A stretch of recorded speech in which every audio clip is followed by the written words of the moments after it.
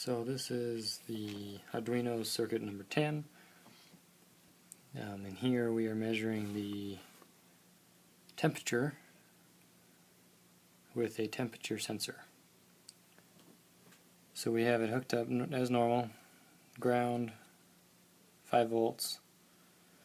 We have 5 volts coming into the right hand side of the thermometer temperature sensor. We have ground coming out the left, and in the middle we have the sensor where it's actually taking the reading and going into the input AO. There's not a whole lot to see on here, but as I'll show you later, this is actually taking temperature readings about every 2 seconds, 3 seconds. So this, the temperature sensor, it outputs 10 millivolts per degree centigrade on the signal pin, so that the Arduino can take that and do the math to spit out what it is centigrade, as the program will show. So this is the circuit number 10 out of the Arduino book. In this circuit we're going to use temperature, or measure temperature, using a temperature sensor.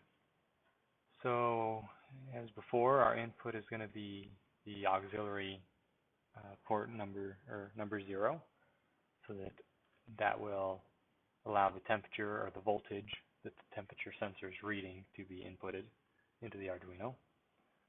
We have our beginning of our loop, or our setup. So the start of the serial connection, we can view the results on the serial monitor, which I will show you here in a minute. So that because if you look at the board as you saw in the video, you don't see anything because there's nothing to see. So all of the data from this is actually just data that needs to be graphed or put in a spreadsheet. So down here we have the beginning of our loop. We have a float command that will get readings from the sensor, convert them to anywhere from 10 millivolts per degree with 500 millivolt offset. So the degrees is the voltage minus 500 millivolts times 100. So that gives us our temperature. So we have our temperature, or our serial pin in is temperature. We have a delay between sensors, or between data points. And then we have basically the output, so that we can read it in temperature, or millivolts. And then we have the conversion to millivolts.